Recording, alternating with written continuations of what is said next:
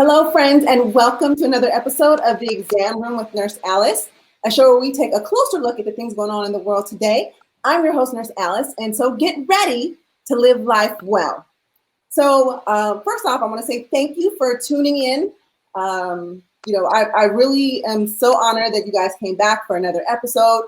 So thank you so much. And if you are new to the show and just joining us, we kicked this off last week, and we had a tremendous response from people. It was a really great episode. Last week, we had Dr. Sherry and Dr. Jared on as I posed the question, is it safe for kids to go to school? And so it was well watched, well received. And in fact, I'm just going to share a few of the comments real quickly of some of the viewers from last week. We had Grandma Joanne in Mississippi say, thank you. This will help me with what to ask my grandson's school teacher. We also had Marvin, who is a teacher in New Orleans, who also said, thank you. This will help me to keep myself and my kids safe at school. And then we also had a college student from Michigan State named Jesse, who said he showed this to his coach. And I hope that they keep this in mind to keep us, the students, as well as the staff safe. So guys, if you haven't checked out that episode, after this one, make sure to watch the replay and to share it. And also with some of that feedback, guys, got lots of questions, comments, and there was definitely a theme. And you know what? I am always listening to you, and this is a show for you to help you guys feel empowered, informed, so you can make healthy choices and live life well. And in the comments, in the theme of things, one thing that I heard loud and clear was that lots of single people out there, because of the unfortunate things that have happened with COVID, it's pushed many of us into quarantine, into isolation. The places where we used to go, where we would hang out with friends and meet people, are no more. They're limited. Now you can't tell what anybody looks like because they got this mask on like this. And so it's really put a dent in your dating lifestyle. Some of you were hoping 2020 was the year. You're supposed to find your boo and get married. It was on your vision board. I know. And it hasn't quite happened yet. We've had to take a delay with things. And so that's what we want to talk about today. I have some great guests that are going to be joining me. We have these specialists. Now, let me say this. While I'm an advanced practice nurse, I talk about health and wellness and all those good things, and I can help you with a lot of things. I too am a woman, and I too am a divorcee single, and could benefit from this information. I mean, who can't? And not only are we going to talk about for the single people, but also if you're in a relationship, how do you kind of keep that romance going, especially if it's long distance or you're separated more because of COVID-19. We're going to get to all of those good things and with my experts. So ladies and gentlemen, I want to introduce to you my fabulous experts. And you've seen them, you know them. So I'm going to do an introduction, but listen, their reputation precedes them. They're excellent. First person I want to introduce is Andrea Wise Brown. She is a licensed psychotherapist and relationship expert based in Dallas, Texas, where she's run her practice for the past 12 years. She's consulted with schools, police departments, and she's counseled numerous high-profile couples during their relationship crises. She's a mental health expert on a variety of media outlets. You've seen her on Network, Sway in the Morning, Tom Joyner, Madame Noir, Psychology Today, and many other things. So welcome to the show, Andrea Wise Brown. Andrea. Hello. Hey, I'm so excited to be here. Thank you. Glad to have you. And then listen, fellas, I know you probably thought, listen, this is for the ladies. There's going to be nothing in here for me. But I leveled out the playing field. I needed to bring it for everybody because sometimes we need to hear the things that we don't want to hear. And so I needed a woman's perspective as well as the man's perspective. Now, our next guest, I know y'all seen this. I know you guys have. This gentleman has spent the last 15 years demystifying the male psyche and helping men and women navigate through the dating jungle. It sure is a jungle. Listen, well, we'll get there in a second here. But he is the co-host of WeTV's hit series, Marriage Boot Camp Reality Stars. He's a frequent guest on The Doctors. He's been a resident expert on Access Hollywood, Steve, The Today Show. He's appeared with the likes of Kourtney Kardashian, Brooke Shields, Carmen Electra, as he's brought his expertise to We TV's XL, and he's helped couples break free from past relationships that were holding him back. Listen, guys, this gentleman is here. He's helping with all things dating, mating, and relating. Please welcome to the show, Dr. Ish Major. Hey, Dr. Ish, how are you? Y'all doing? Good, good, good. So I am so happy to have you guys on the show. Listen, we're struggling out in these streets, these dating streets. I have to be honest. Now, I know I'm not speaking for everyone. Some of y'all are married, hopefully happily married. Some just married.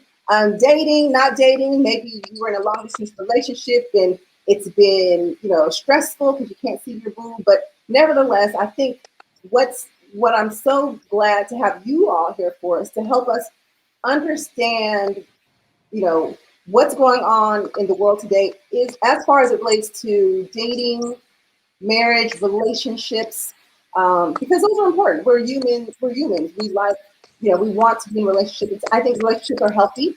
And then also some of us need to be in healthy relationships with ourselves, if I can just keep it real. Mm-hmm. So as I was sharing with the viewers who are all tuning in, and thank you so much. There's been lovely comments from everyone. They're really excited for the panel.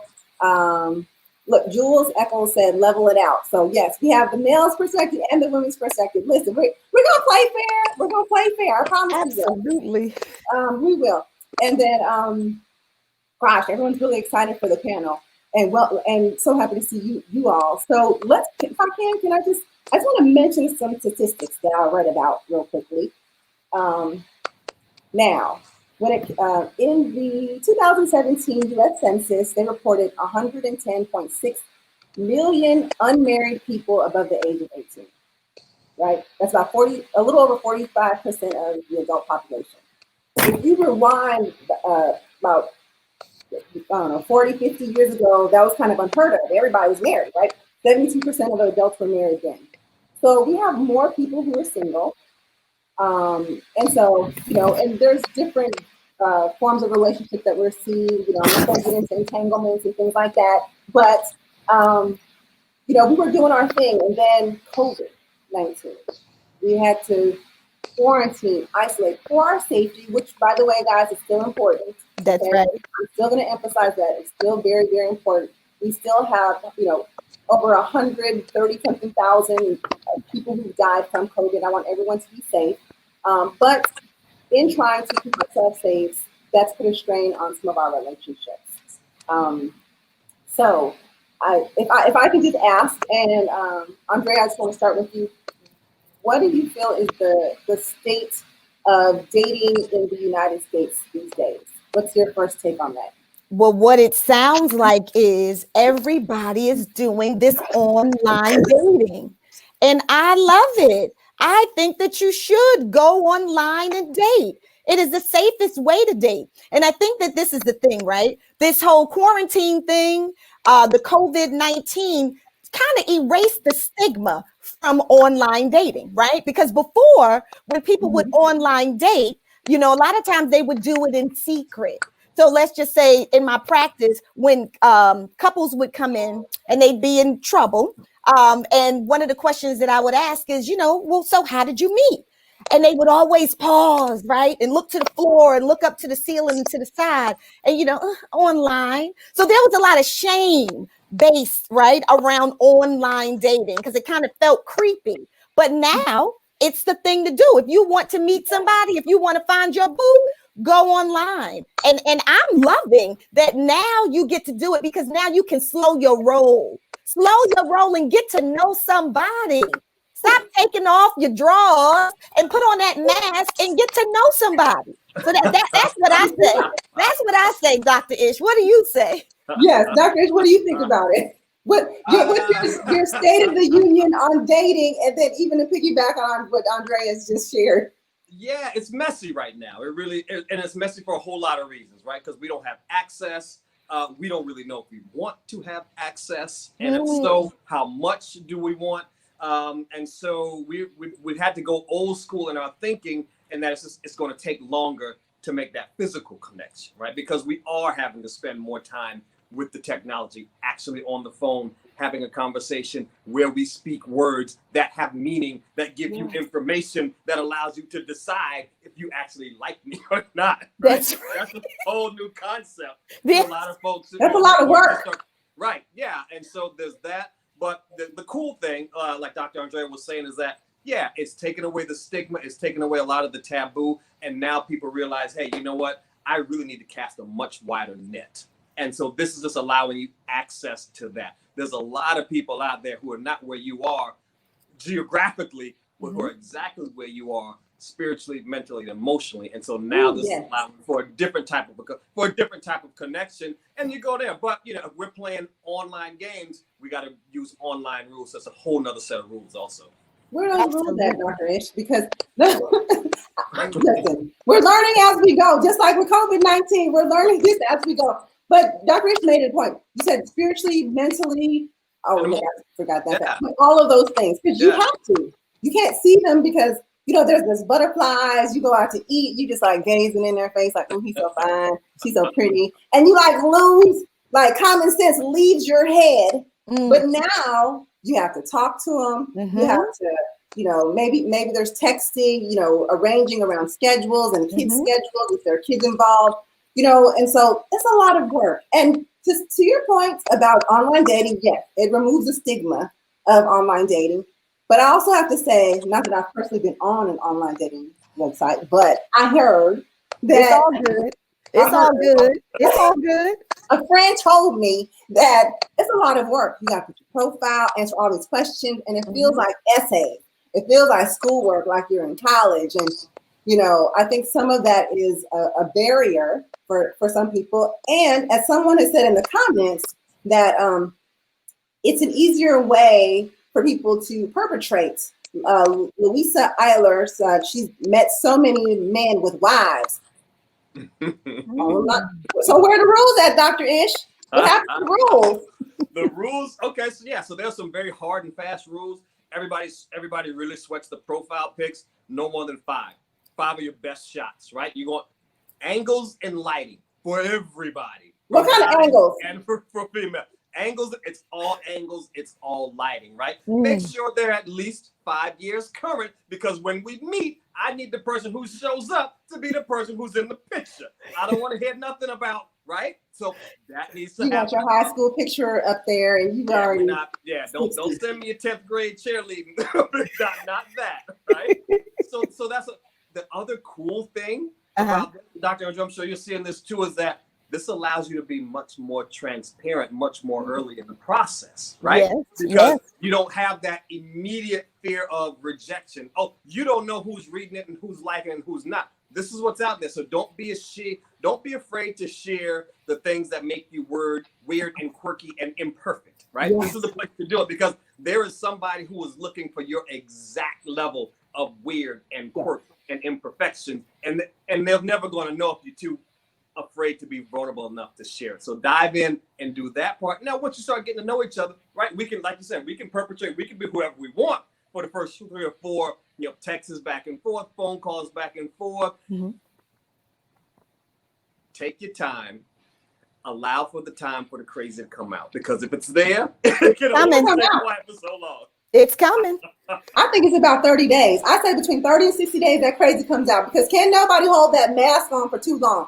I promise you, I've seen it. I've seen it about 30, 60 days, but you know, that's just in my book of records. But also want to say, when it comes to technology, there's lots of options. We have so many different dating sites. And there was actually a study out of Northwestern University study in 2012, where they were studying the psychological implications of dating. And they said that because there were so many options, people were less likely to select those closely to the ideals that they wanted. Because it's like a kid in a candy store. Oh, I want some of this. I want some of that. I want some of this. But what you're saying is slow your roll, take your time, and, you know, find a crazy that match your crazy. Right? Is that what we're saying?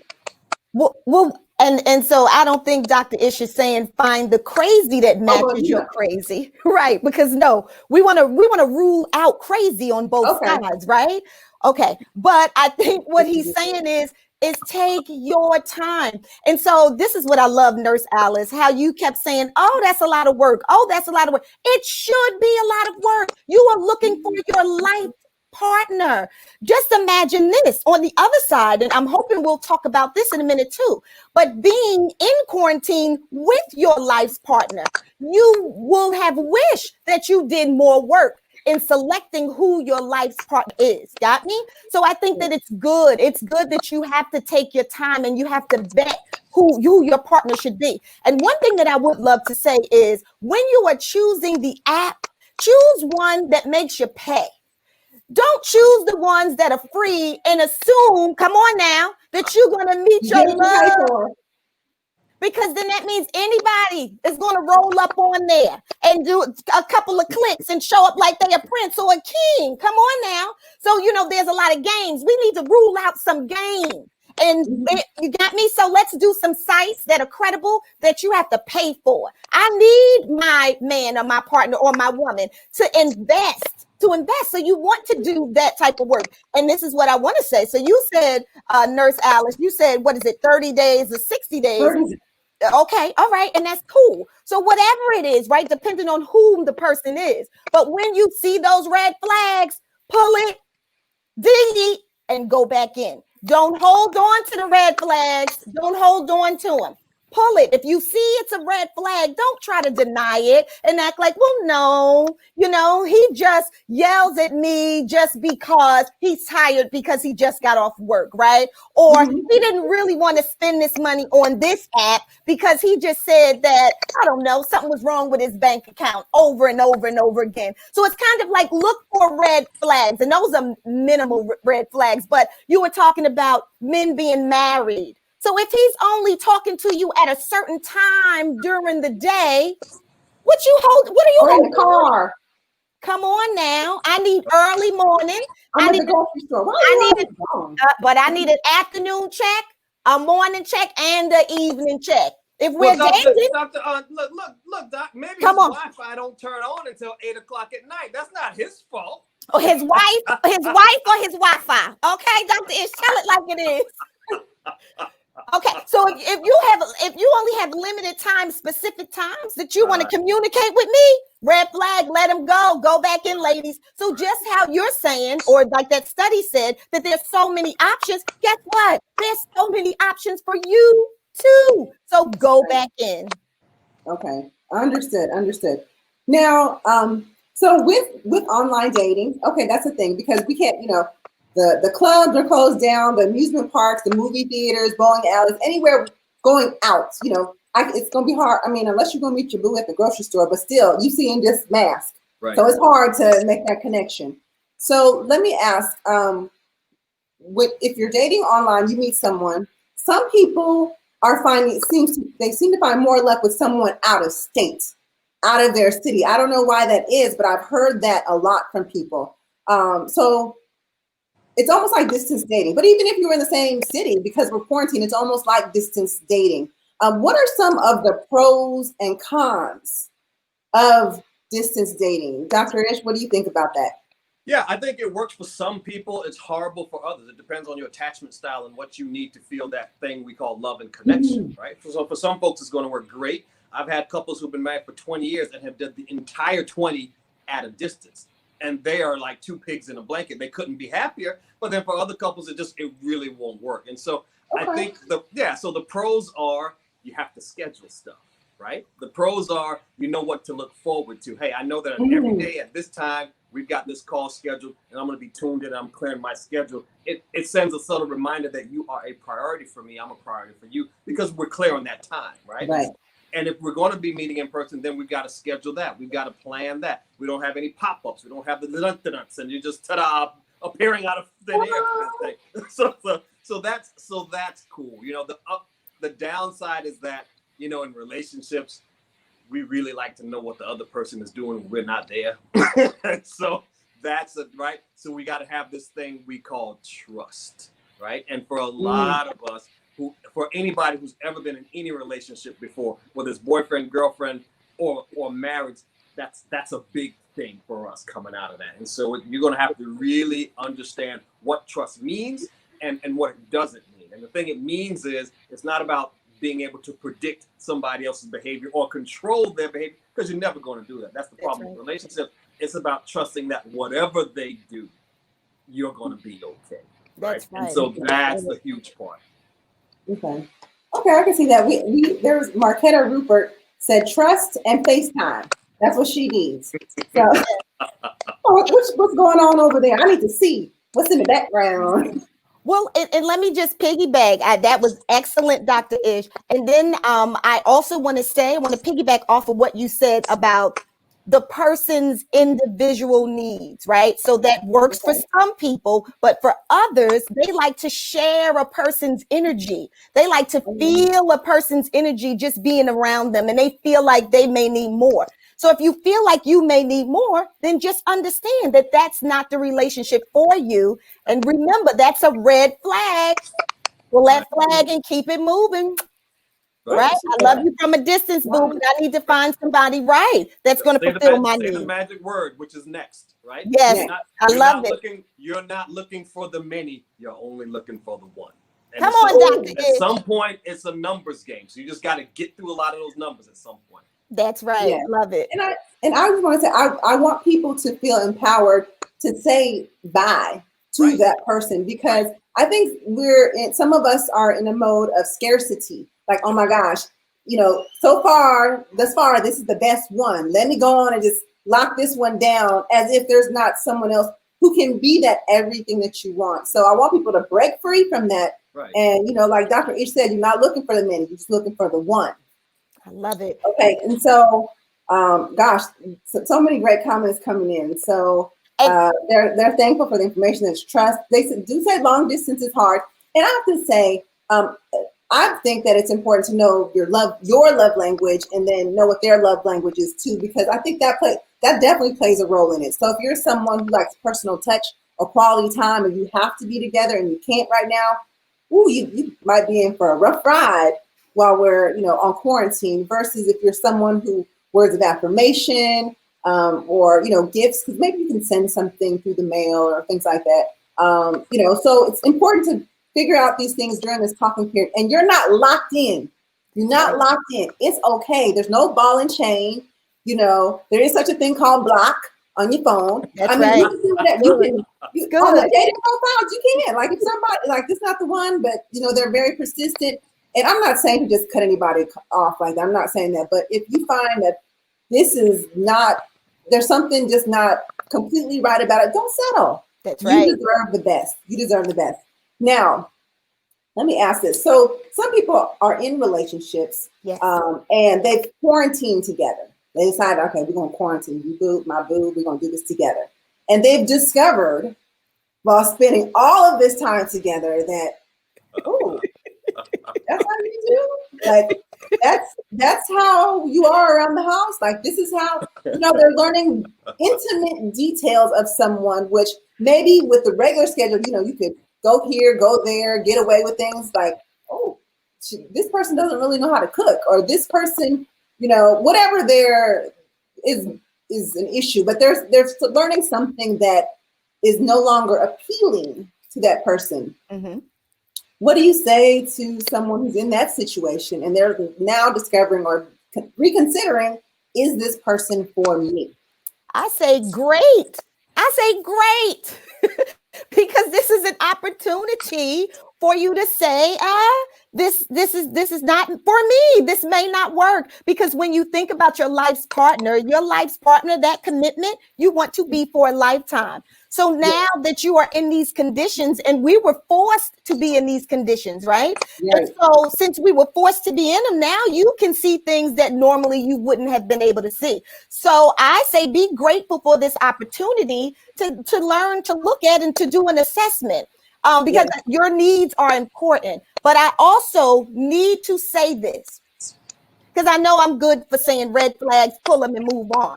But I need you to understand that perfection is not out there, right? So it's not about finding someone who is perfect. It's not. Finding someone who's good enough. And that may sound not too appealing, but it's true. Finding someone you can have fun with, finding something you enjoy time with, finding someone who you feel as though you can trust, finding someone who is good to you, like those things. You have to look at your value system. Don't look for 100%. If you get 75, 80, you're doing good. You're not going to find anyone who's perfect, whether it's COVID or not. That's just what it is.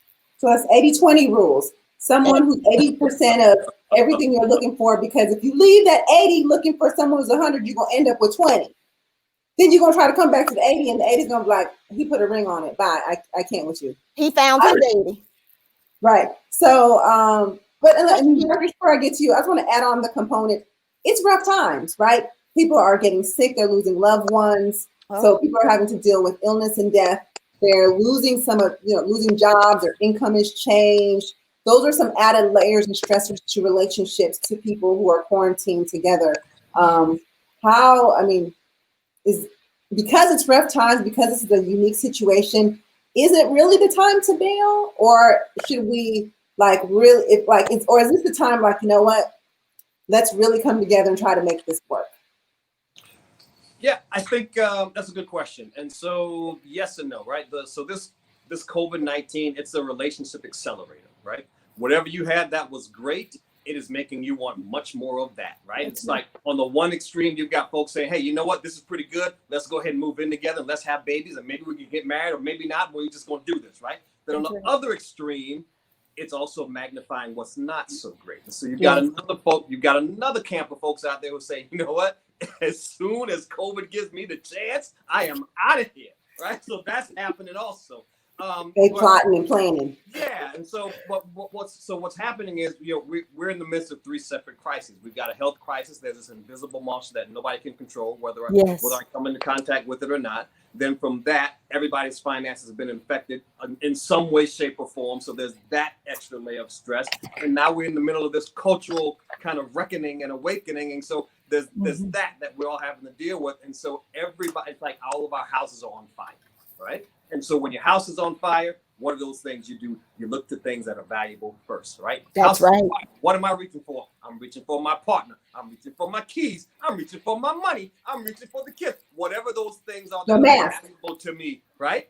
I'm keeping them close. That's right. Things that are not valuable, I don't have time for. So that's right. What I'm noticing is that a lot of people's frustration tolerance is about this big right now, because they don't have time for things that are not helping them feel good. And a lot of people are figuring out the partner who I thought helped me feel good doesn't do such a great job of that. And oh, by the way, maybe I don't do a great job of it either. So that's right. Happens. And so is it a wise time to make a life decision? Probably not. You want to look to get at least one or two of those big burdens off the table before you go ahead and make that final call, because when you got a different outlook, things in front of your face look very differently. Okay. Yeah. And Nurse Alice, can I add on to that? Sure, go right ahead. Perfect, Dr. Ish. And then what I also want people to do is to also look at themselves, right? So, in these situations, these are times that none of us have even experienced before. Like, it's new and we don't have control over any of it. Even the people who are the experts, the doctors, the scientists, no one, right, really has a hold to this. So I think that what this has done, which surveys show, studies show, that now out of every three people, one out of every three is experiencing symptoms of anxiety and depression. Oh, yes.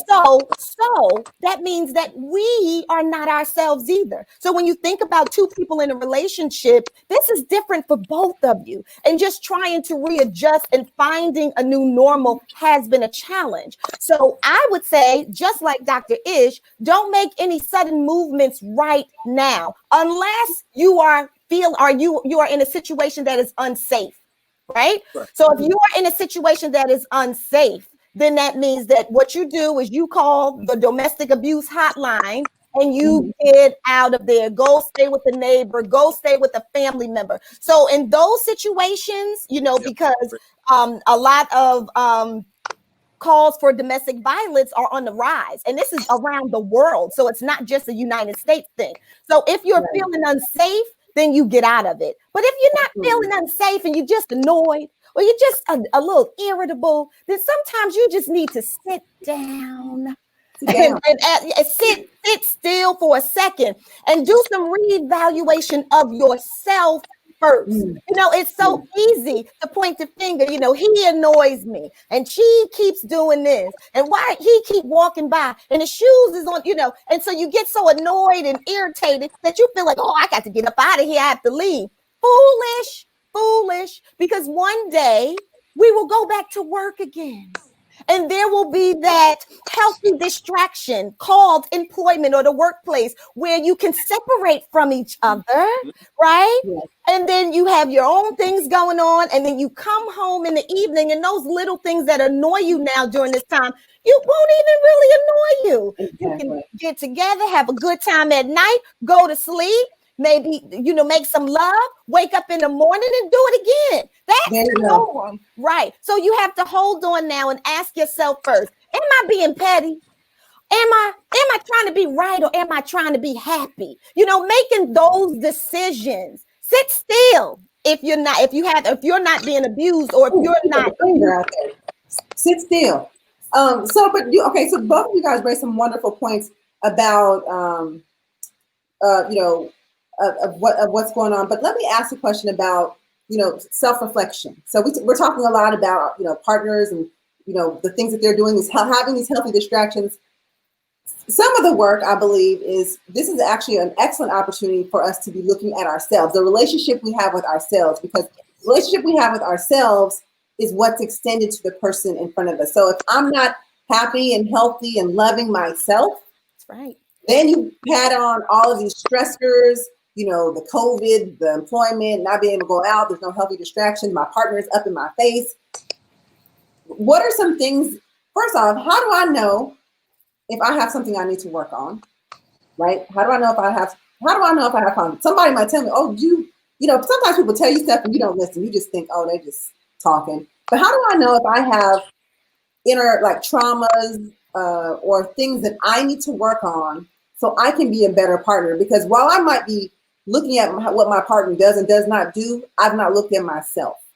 And I don't think it's easy to always look at ourselves because it's all, you know, we see ahead of us. Unless you're in that mirror and someone is really helping you to dissect what's going on, some of us are a little slow to doing that. So how do I know I need to work on myself, and what are some things that I can do to identify if I do?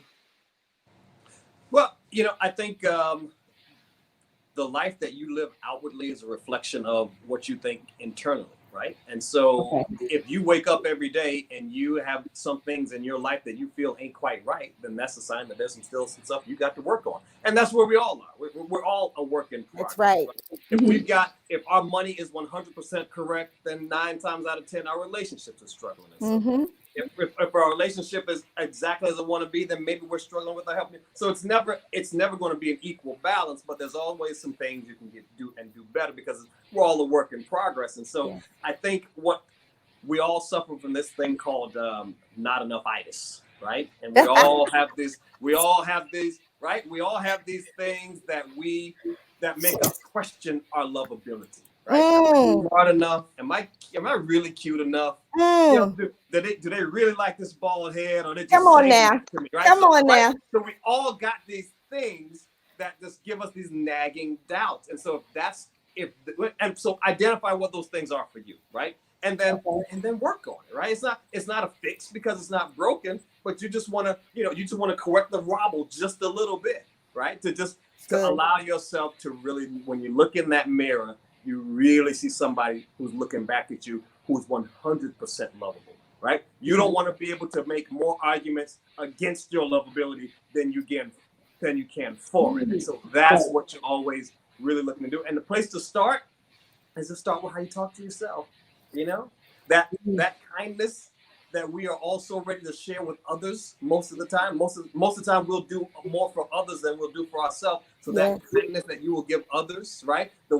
Think of the way you would talk to a friend who is in pain that you love to help guide them through that pain. Think of the things you would say to them. Think of the things you would do for them, and then give some of that sweetness and that tenderness to yourself. Say those things to yourself. Mm-hmm. Yeah, and that's a great place to start. Yeah. Okay, great place to start.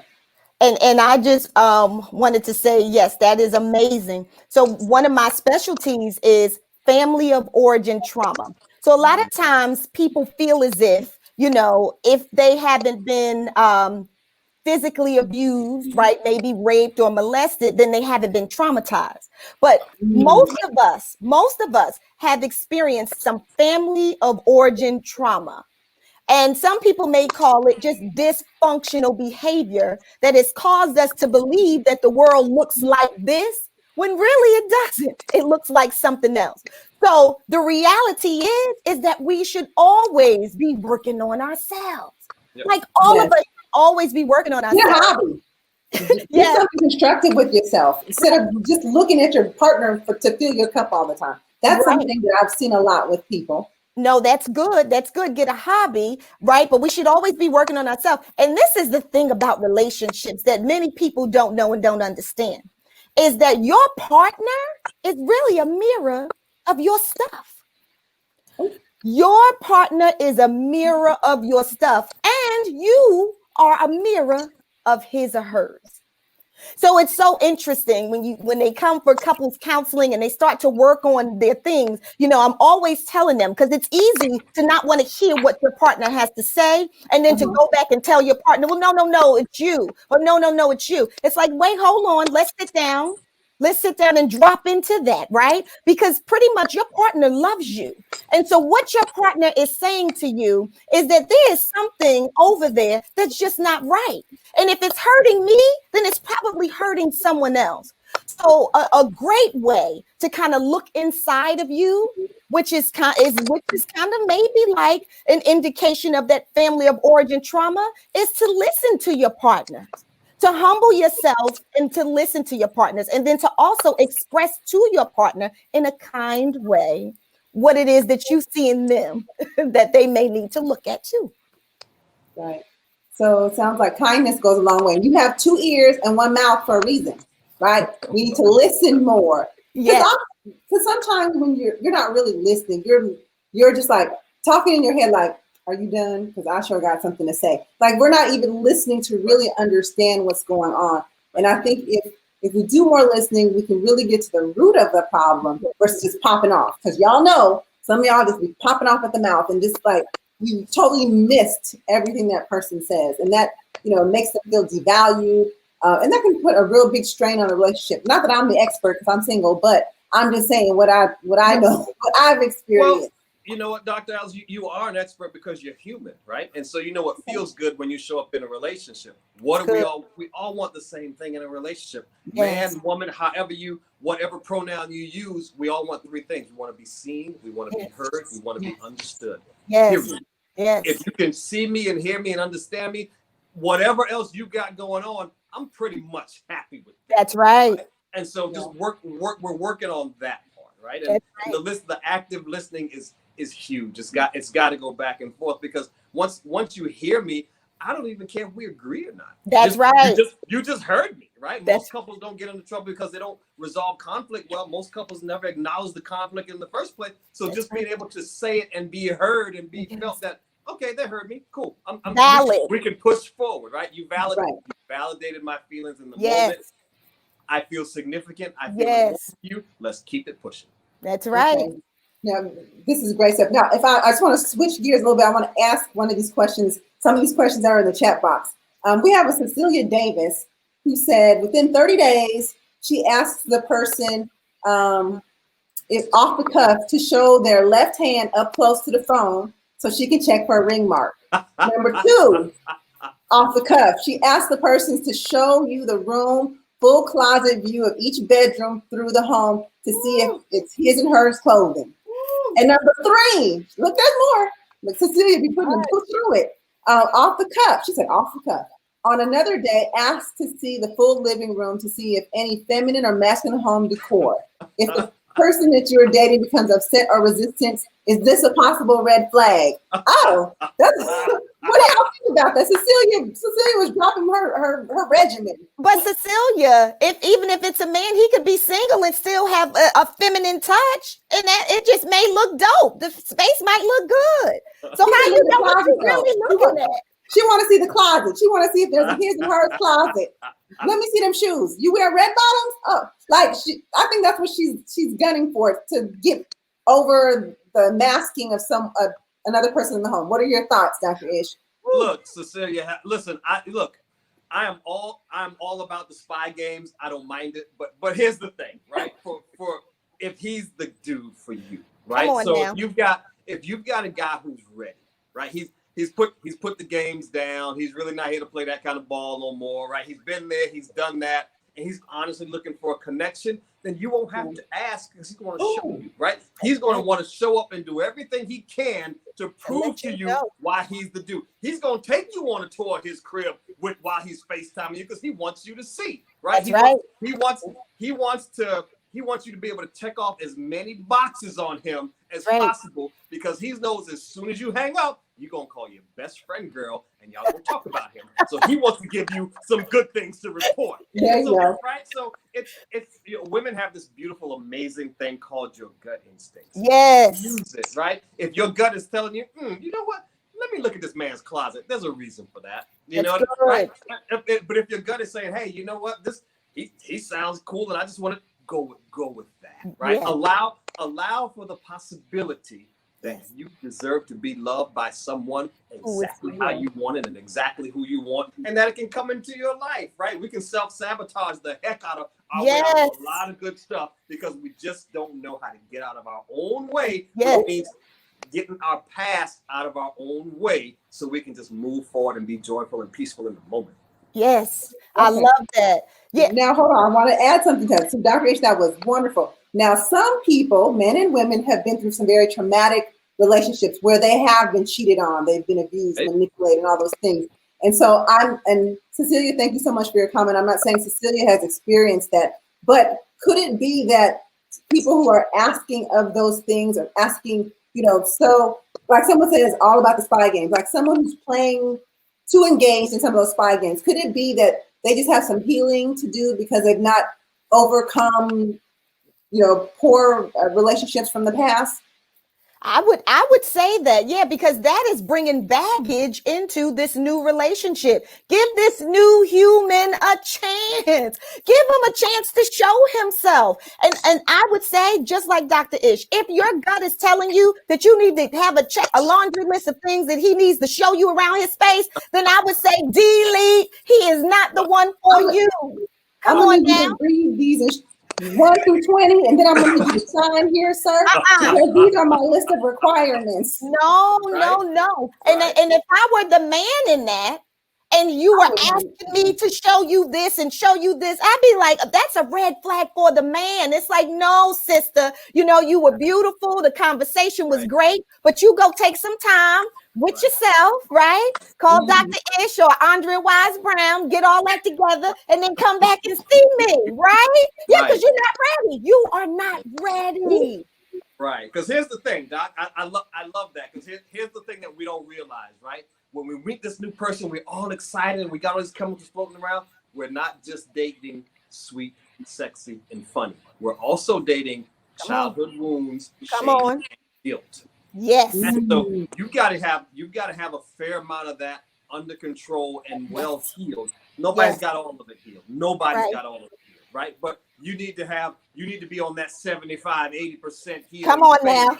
That's right. Before you're ready to really get out there and be vulnerable, right? Because what we're talking about, it's all about vulnerability. The amount of happiness you're going to have in your relationship is directly proportional to the amount of vulnerability and stuff you're about to share about yourself, right? Because again, we all want to be seen. We want to be heard. We want to be understood. I want to know that you see me. Right? How can you opt all the way in on me if you can't see me? I want you to be able to see everything, and I can only show you everything when I'm comfortable being vulnerable. And if I've got these scars, if I still got these places where it hurts where you poke it, then you're never going to see anything. And so who is it you're really opted in on? That's right. So let me ask this question. When you meet someone, because these are all very important things how do you bring this up in a conversation? So like if you're online dating, you've met someone, you're getting to know them, you have to be vulnerable, you have to learn how to trust, and all of these things, listen to your intuition. But are there some key questions that I should be asking like early on in this meeting, so I'm not 3, 6 months, 9 months into it, and then I'm finally learning that this person is just been really good at keeping this mask on? Like, is it okay to ask about, why are you single? Tell me about your last relationship. That seems to be a popular question. Is that a question we should or should not be asking? I mean, my thing is, I think I just want you to be authentic. You do not need a list, I don't believe, of things to do, because like Dr. Ish just said, you get sidetracked from being vulnerable, from being present, from being your authentic self when you are tethered to a checklist of questions that you need to ask. So I believe when you're ready to go into a relationship, you show up as best as you can at 100%, just honest and open. The energy that you put out, you will receive. And listen to your gut. If something doesn't feel right, abort. Like, it's over and it's okay. But I think you have to have the understanding that no matter what, I will be okay. Like, if this guy is not for me, I will be okay. If this woman is not for me, I will be okay. Right? Like, that's the thing. Just show up. Be your authentic self. Wherever the conversation go, allow it to go. You can't be tethered to a checklist, to a cheat code. That's BS. I'm telling you, because in relationships, you have to be real. Okay. And let me tell you something about guys, right? So. Oh yes, bring it. We want to hear about the guys out there. Let's bring it, ladies. If I am at the table with you, right? Mm-hmm. I saw Dr. Alice online. She cute. Let me click on that. We send some messages back and forth. Okay, that sounds cool. Let's go. Let's take it to next. Let's have a conversation. Oh, I like the way she talked. Now we're going to meet, right? So we're doing all. So I'm here, right? Yes. I am presenting myself to you. Here's what I want all my ladies to know. Got 5 sisters, 8 on. Here's what I want all the ladies out there to understand. There is absolutely, positively nothing you can say and nothing you can ask on date 1, 2, or 3 that is going to scare your mister right away. He is there, right? He's sitting there and he's like, bring it. What you got, right? He's like, I know you got some guys. Some of my very, very, very best male friends have been on dates and somebody they were excited about, and they get off that first date and they're like, she didn't really ask me anything hard. She didn't have any. I don't think she's all that interested, right?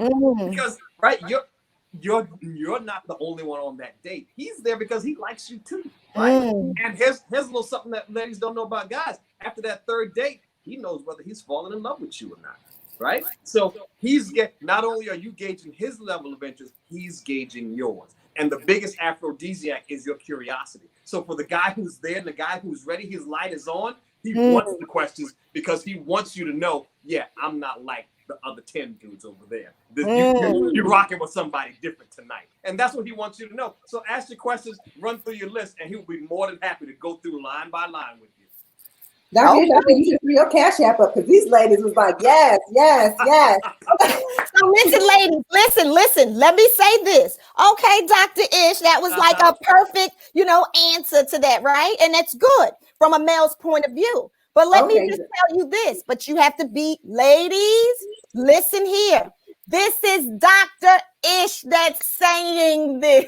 So this is someone who is self-aware, who's not coming with any BS, right? And he's being honest and open. Most of the guys that you encounter are not going to be as clear as Dr.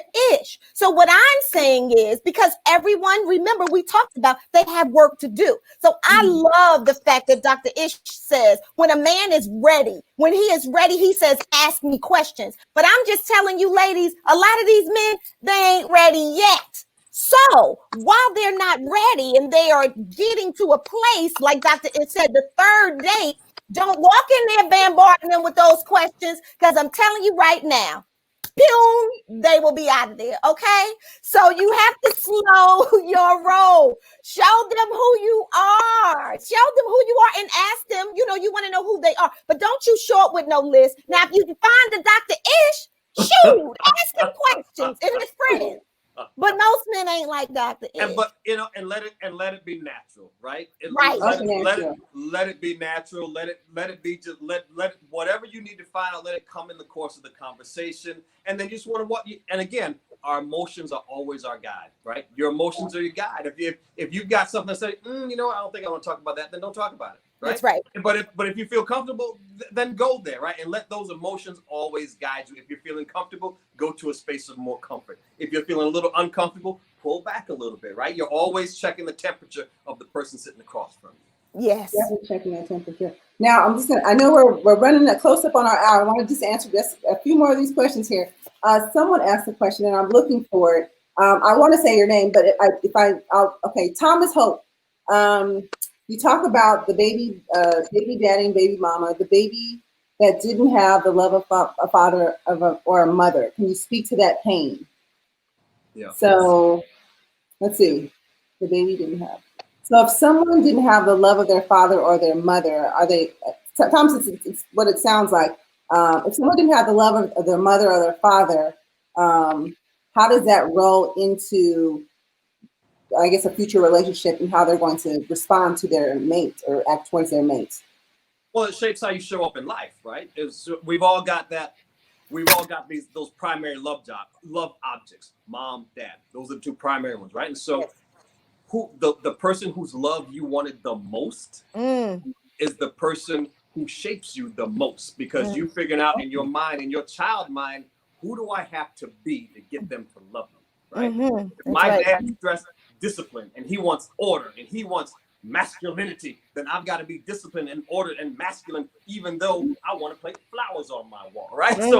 So for Thomas, you always got to be in tune with that, right? This is the thing I felt was missing, and this is the thing I felt I had to be in order to make that happen. And 9 times out of 10, you're going to look to a partner who's the exact same way. That's right. Because our brains are subconsciously always looking to get whole, right? That's right. Whatever I feel are my strengths, I'm going to naturally be attracted to somebody who has that as their strength. Right? If I'm more reserved, but Dr. Andrew's more outgoing, I'm like, oh, you know what? That kind of feels like a good fit for me, because our brain says yes, because together those two pieces seem whole. And so you always want to be in touch with that. And then you want to be able to get the 30,000 foot view and say, okay, now, is that really who I am? Is being that person making me happy?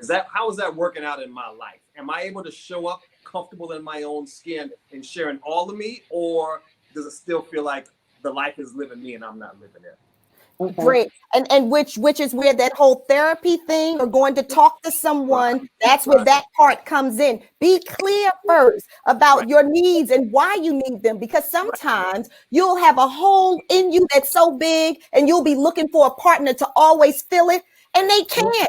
They're not the ones that can fill it. So that's why you want to go to therapy, to get some closure, some clarity, to understanding why it is you do and what you seek. Okay. And Doc, and I want to piggyback on that, Doc. When you go to therapy, guys, think of it like dating. You may not find the perfect match the first go round, right? And so you may have to go see 1, 2, 3, maybe 4 before you feel like you walked into the room. This person saw me, they heard me, and they can give me something meaningful. They speak my language, right? And so don't be afraid to start and stop and date around until you find the right one, because the good fit is out there. Yeah, a lot of people get discouraged. They went in like, well, they didn't really listen. I don't think they understood me. Okay, go see somebody else. Someone, right? That's right. Every therapist out there will not take it personally. They understand how that works. That's right. Reports everything. Love it. Now we have a question from Lisa Howard. Should you explain to someone why you guys weren't a good fit and it didn't work out? I think that's what I'm getting ready to say. And I think but listen, Dr. Ish, I'm with you. I think it depends on how long you've been with them, right? So if you've been with somebody for a year, then you understand what I'm saying. So I think it's the duration, the time that you've actually spent with this person. You've invested time, they've invested time. So I think that it's really responsible, it's mature, and it's respectful to say this ain't working. No, but if it's early, you don't owe anybody anything. Keep it moving. Yeah, so it is. It's mature, it's responsible, it's respectful. So I definitely agree with that. But don't let it cross the line into you feeling like you have to explain your feelings and apologize for those, right? And so I don't ever want you to feel like you got to apologize for how That's right. Share the explanation, do that part, right? Because you know you're still going to be friends or be friendly or civil, but don't ever feel like you're having to apologize. Oh, I'm sorry. This is what happened. Don't ever do that part. Just tell them how you feel, and then move, and then keep it pushing. That's right. Some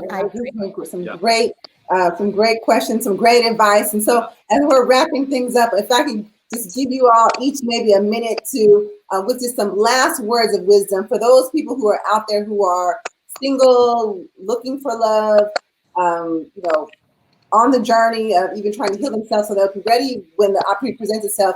Any last words of wisdom or advice for those folks? Well, Andrea. Okay, so I say go do the online dating, cast your net wide and far, but don't spend a lot of time with the same person if you see those red flags, right? Make sure that you protect yourself. COVID is still a thing. It's a real thing. Take your time to get to know someone. Put time in. And I would say spend your time, if you are going to do online dating, on apps that you have to pay for and the other person has to pay too. So you want to show that you're invested, and I want somebody, if I'm going to date them, to that I know that, you know, took time to invest into me or invest into this relationship. And when you see the red flags, follow your gut. When you see red flags, keep it moving, keep going, keep dating.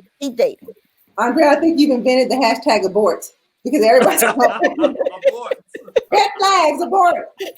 I like that. You know, what I would say is, once you know your worth, you will stop giving people discounts on your time, your attention, and your affection, right?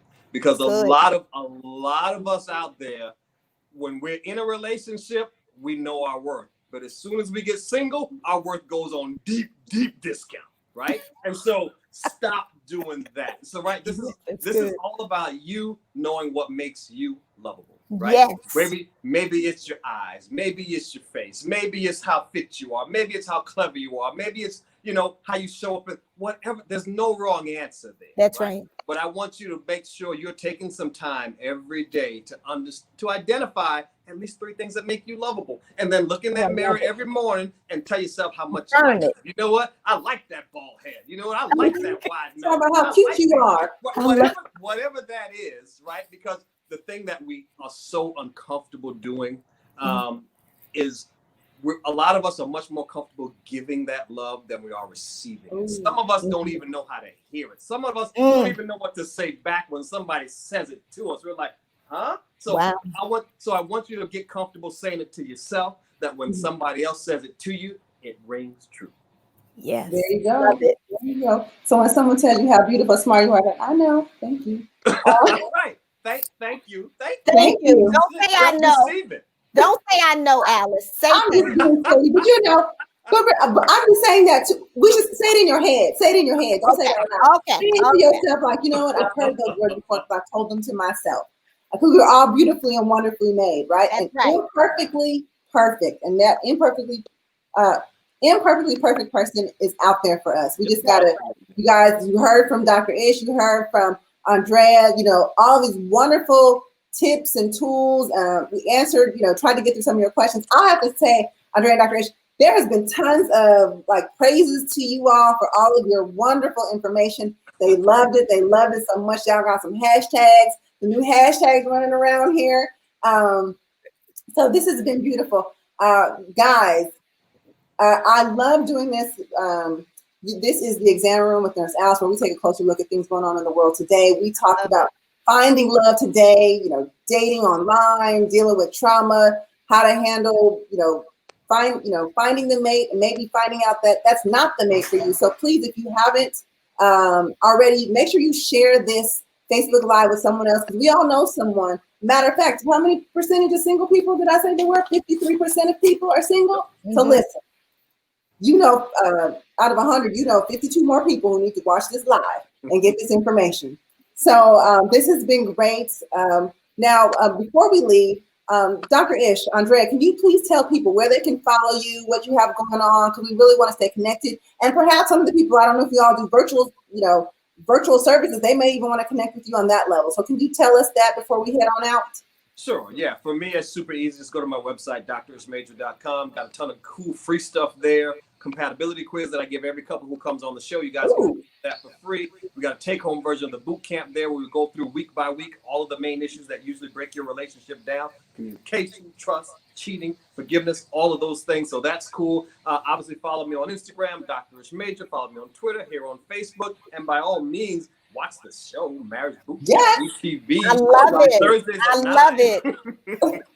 I love it. I love it. I do and too. I love watching the clips too of everything that's going on. It's perfect.